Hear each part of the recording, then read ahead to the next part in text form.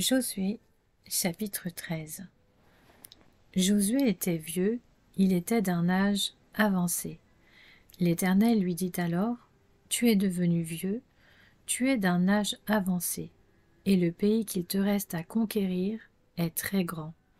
Voici le pays qui reste, tous les districts des Philistins et tout le territoire des Guéshuriens, depuis le Chichor qui coule à la frontière de l'Égypte, jusqu'à la frontière d'Écron au nord.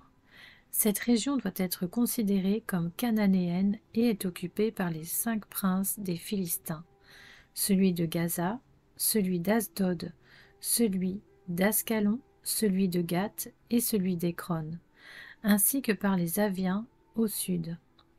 Il reste aussi tout le pays des Cananéens avec Méhara qui appartient aux Sidoniens, jusqu'à Aphek, jusqu'à la frontière avec les Amoréens, le pays de Gébal et tout le Liban en direction du soleil levant, depuis Baal-Gad au pied du mont Hermon jusqu'à l'entrée de Hamath. Tous les habitants de la montagne, depuis le Liban jusqu'à Misréphoth-Maïm, tous les Sidoniens. Je les chasserai devant les Israélites. Donne seulement ce pays en héritage à Israël en procédant à un tirage au sort comme je te l'ai prescrit. Divise maintenant ce pays par portions entre les 9 tribus et la demi-tribu de Manassé. Les Rubénites et les Gadites, avec l'autre moitié de la tribu de Manassé, avaient reçu leur héritage, que Moïse leur avait donné de l'autre côté du Jourdain. Ils se trouvaient à l'est, conformément à ce que leur avait accordé Moïse, le serviteur de l'Éternel. Leur territoire s'étendait d'Aroër sur les bords du torrent de l'Arnon, depuis la ville qui se trouve au milieu de la vallée, en passant par toute la plaine de Médeba jusqu'à Dibon, ainsi que par toutes les villes de Sion, roi des Amoréens, qui régnait à Hesbon, jusqu'à la frontière avec les Ammonites.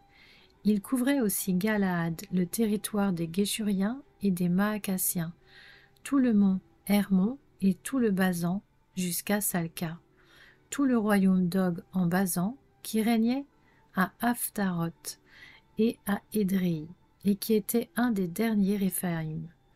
Moïse bâtit ses rois et les chassa, mais les Israélites ne chassèrent pas les Guéshuriens et les Maacassiens, et ils ont habité au milieu d'Israël jusqu'à aujourd'hui.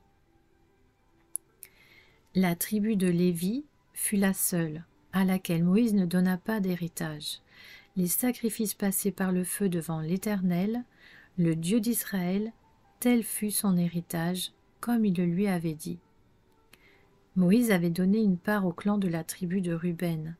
Leur territoire couvrait, à partir d'Aroër sur les bords du torrent de l'Arnon, à partir de la ville qui se trouve au milieu de la vallée, toute la plaine près de Médeba, Hesbon et toutes ses villes dans la plaine, c'est-à-dire Dibon, Bamoth Baal, Beth Baal Méon, Jahatz, Kédémoth, Méphaat, Kirjataïm, Sibma, ainsi que Tseret, Achachar, sur la montagne qui domine la vallée, Beth Péor, les coteaux du Pisga, Beth Jéchimoth, toutes les villes de la plaine et tout le royaume de Sion, le roi des Amoréens, qui régnait à Hesbon. Moïse l'avait battu, lui et les princes de Madian, qui dépendaient de lui et habitaient dans le pays, Évi, Rékem, Sur, Hur et Réba. Parmi ceux que les Israélites tuèrent alors par l'épée, figurait le devin Balaam, fils de Béor. Le Jourdain servait de limite au territoire des Rubénites. Voilà quel fut l'héritage des clans des Rubénites avec les villes et leurs villages. Moïse avait donné une part à la tribu de Gad, au clan des Gadites. Ils eurent pour territoire Jaézer, toutes les villes de Galaad et la moitié du pays des Ammonites jusqu'à Aroër vis-à-vis de Rabat. Leur territoire s'étendait depuis Hesbon jusqu'à Ramath-Mitzpé et Bétonim, depuis Mahanaïm jusqu'à la frontière de Débir et dans la vallée Il comprenait Beth Aram, Beth Nimra, Sukkot et Tsaphon, c'est-à-dire ce qui restait du royaume de Sion, le roi de Hesbon. Il avait le Jourdain pour frontière jusqu'à l'extrémité du lac de Génézareth. Il se trouvait de l'autre côté du Jourdain, à l'est. Voilà quel fut l'héritage des clans des Gadites, avec les villes et leurs villages. Moïse avait donné une part à la demi-tribu de Manassé, au clan des Manassites. Leur territoire comprenait, à partir de Mahanaïm, tout le Basan, tout le royaume d'Og, roi du Basan, et tous les bourgs de Jaïr en Basan, au nombre de 60. La moitié de Galaad ainsi qu'Ashtaroth et Édréi, les villes du royaume d'Og en Basan, furent attribuées aux descendants de Makir, le fils de Manassé. Elles furent attribuées à la moitié des clans des descendants de Makir. Telles sont les parts que fit Moïse lorsqu'il se trouvait dans les plaines de Moab, à l'est du Jourdain, vis-à-vis de Jéricho. Moïse ne donna pas d'héritage à la tribu de Lévi. L'Éternel, le Dieu d'Israël, était lui-même leur héritage, comme il le leur avait dit. Josué, chapitre 14. Voici ce que les Israélites reçurent en héritage dans le pays de Canaan, ce que le prêtre Éléazar, Josué, fils de Nun, et les chefs de famille des tribus israélites partagèrent entre eux. Le partage eut lieu par tirage au sort, comme l'Éternel l'avait ordonné, par l'intermédiaire de Moïse pour les 9 tribus et demie. En effet, Moïse avait donné un héritage à 2 tribus et demie de l'autre côté du Jourdain, mais il n'avait pas donné aux Lévites d'héritage parmi eux. Les fils de Joseph formaient 2 tribus, Manassé et Éphraïm, et l'on ne donna pas de part aux Lévites dans le pays, si ce n'est des villes d'habitation avec leurs environs pour leurs troupeaux et leurs biens. Les Israélites se conformèrent aux ordres que l'Éternel avait donnés à Moïse et partagèrent le pays.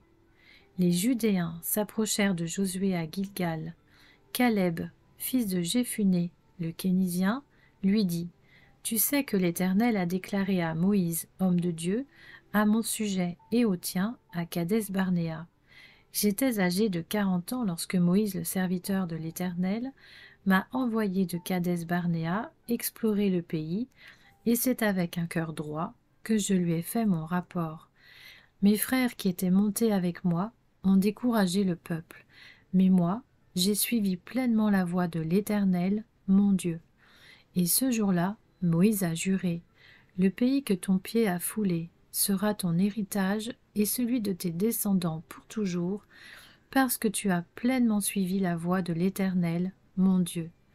Maintenant, voici que l'Éternel m'a fait vivre, comme il l'a dit. Il y a 45 ans que l'Éternel a dit cela à Moïse, à l'époque où Israël marchait dans le désert. Et je suis aujourd'hui âgé de 85 ans. Je suis encore aussi robuste que le jour où Moïse m'a confié cette mission.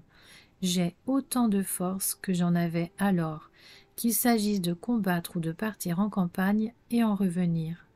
Donne-moi donc la région montagneuse dont l'Éternel a parlé à cette époque-là. Tu as appris alors qu'il s'y trouve des Anakim, et qu'il y a des villes grandes et fortifiées. Si l'Éternel est avec moi, je les chasserai, comme il l'a dit. Josué bénit Caleb, fils de Jéphuné, et lui donna Hébron pour héritage. C'est ainsi que Caleb, fils de Jéphuné, le Kénizien, a eu jusqu'à aujourd'hui Hébron pour héritage, parce qu'il avait pleinement suivi la voie de l'Éternel, le Dieu d'Israël. Hébron s'appelait autrefois Kirjat Arba. Arba avait été l'homme le plus grand parmi les Anakim. Le pays fut dès lors en paix, sans guerre. Josué, chapitre 15. La part attribuée par tirage au sort au clan de la tribu de Juda s'étendait en direction de la frontière avec Édom jusqu'au désert de Tsin au sud, à l'extrême sud. Ainsi, leur frontière sud partait de l'extrémité de la mer Morte, de la langue de mer qui fait face au Néguev. Elle se prolongeait au sud de la montée d'Akrabim passait par Tsin et montait au sud de Kadès Barnéa. Elle passait de là par Hetzron, montait vers Hadar et tournait à Karkaa. Elle passait ensuite par Hatzmon et continuait jusqu'au torrent d'Égypte pour déboucher sur la mer. Voilà quelle sera votre frontière sud.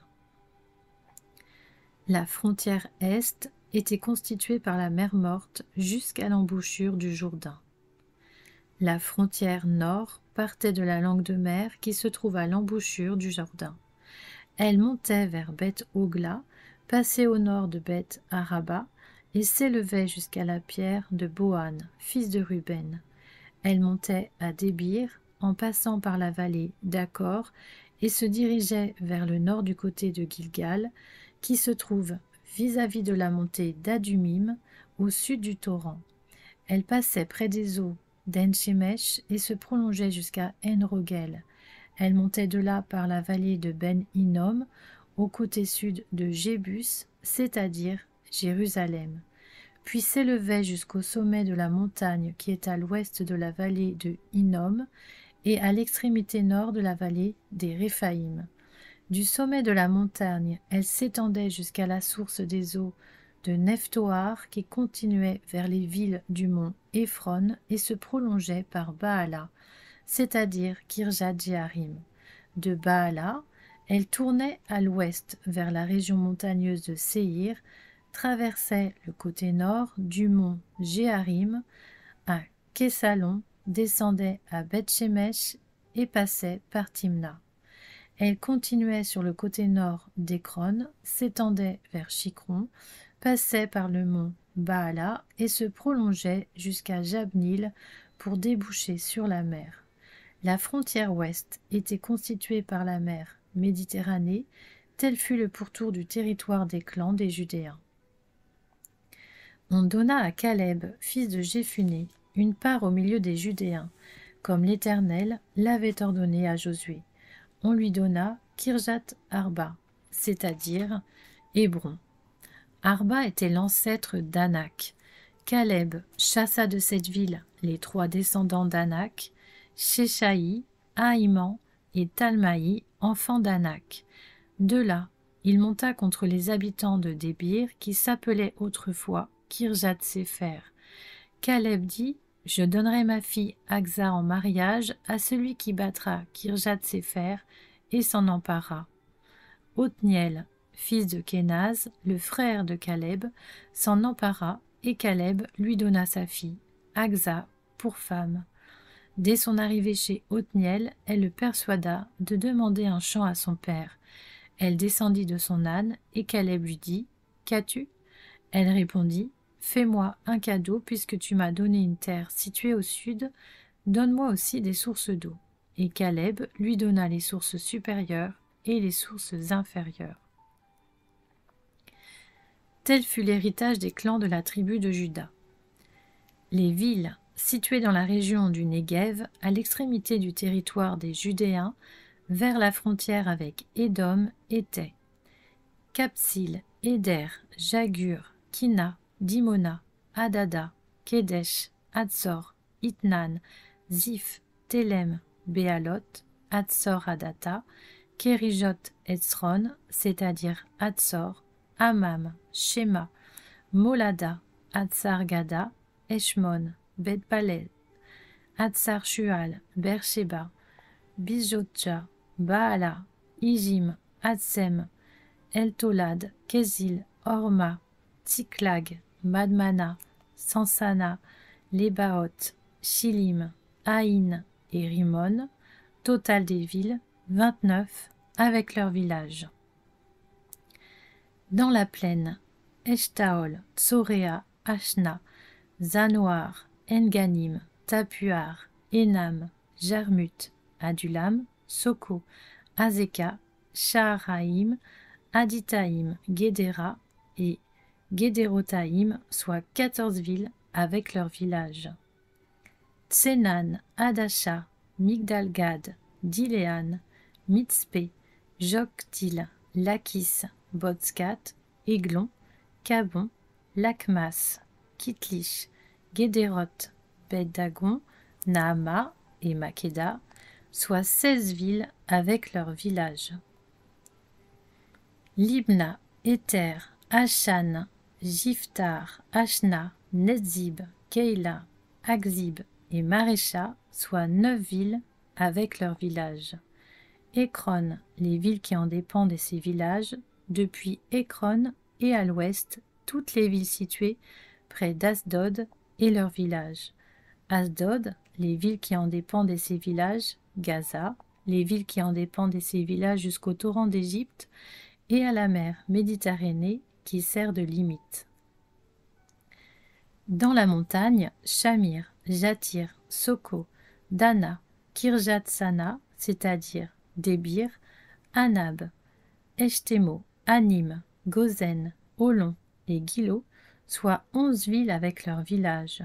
Arab, Duma, Échéan, Janum, Bet-Tapuar, Afeka, Umta, Kirjat-Arba, c'est-à-dire Hébron, et Tsior, soit 9 villes avec leurs villages.